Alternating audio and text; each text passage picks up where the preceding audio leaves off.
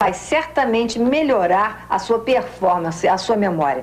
Meu entrevistado de hoje é Laí Ribeiro. Laí Ribeiro é médico cardiologista e um escritor que já tem 11 best-sellers lançados no Brasil e vários no exterior. Laí, você trouxe a neurolinguística para o Brasil. Agora, antes de a gente começar a falar sobre memória, explica o que é essa palavra comprida aqui pra gente, tá bom? Neurolinguística é uma disciplina que nasceu nos Estados Unidos em 1975, na Universidade de Santa Cruz, na Califórnia, onde dois indivíduos, um analista e matemático e um linguista, se juntaram e fizeram uma analogia entre o computador e o cérebro humano. O computador tem o hardware e tem o software.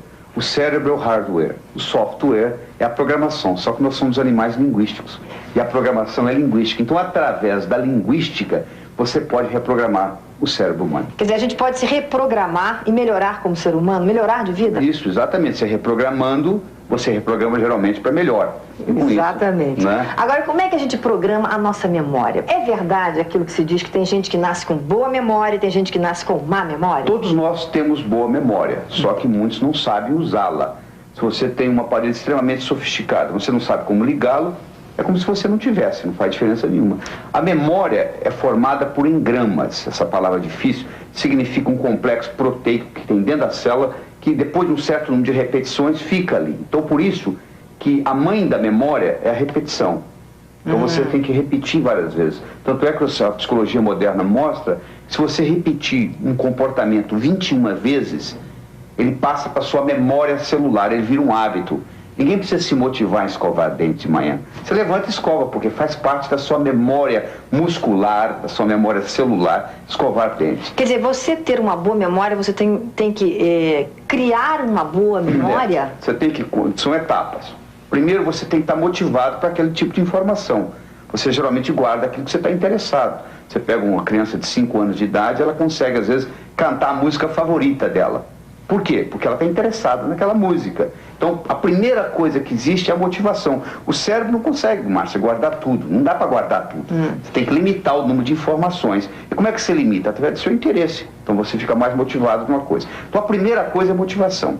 A segunda coisa das pessoas que têm, entre aspas, boa memória, elas são capazes de usar mnemônicos, são artifícios. Por exemplo, se eu disser para você, 30 dias tem abril, junho, setembro, novembro. De 28 só a 1, todos os mais 31, eu acabei de dar para você todos os números de dias dos meses do ano.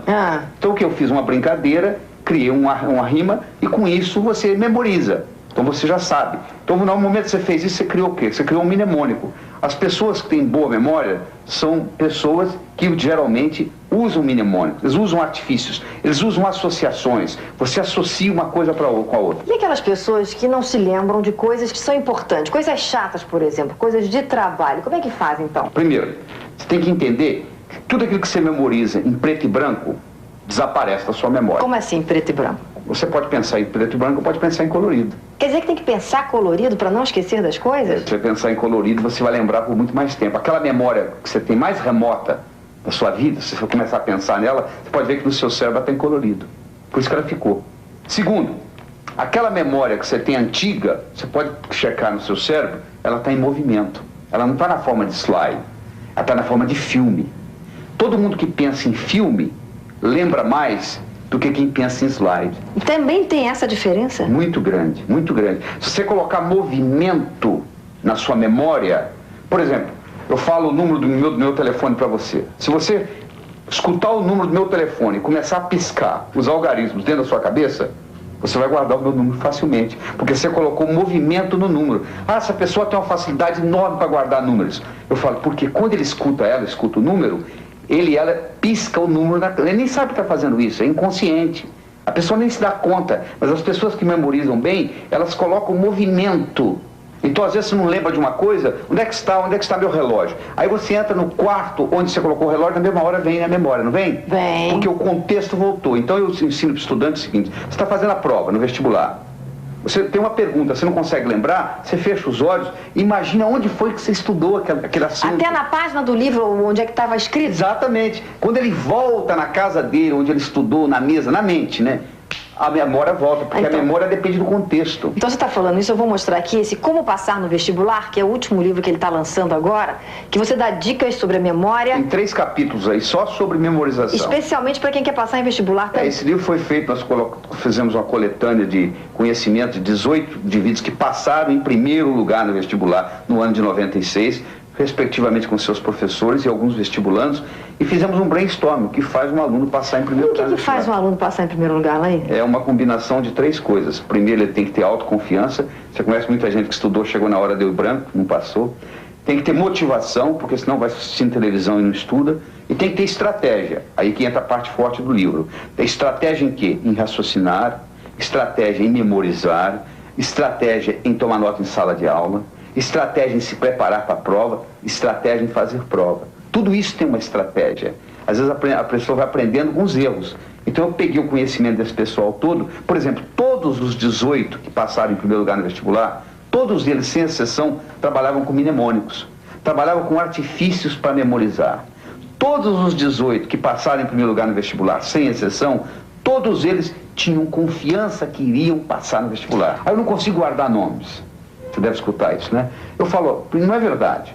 Primeiro, a maioria não escuta. Quando você é apresentado a alguém, o Franklin Roosevelt, uma vez teve um café da manhã com 15 embaixadores. Ele falou para o assistente dele, eu vou provar como ninguém presta atenção na hora que é apresentado. Você quer ver? Ele foi um por um. Matei minha sogra de manhã. Matei minha sogra de manhã.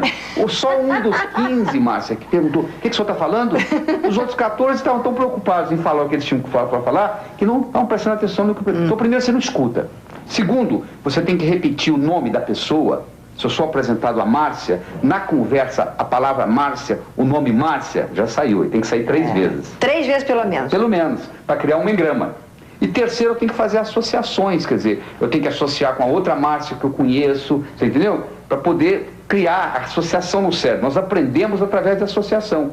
Tudo que você aprender de novo, você vai aprendendo associando com aquilo que você já tem no cérebro e vai criando essa ponte.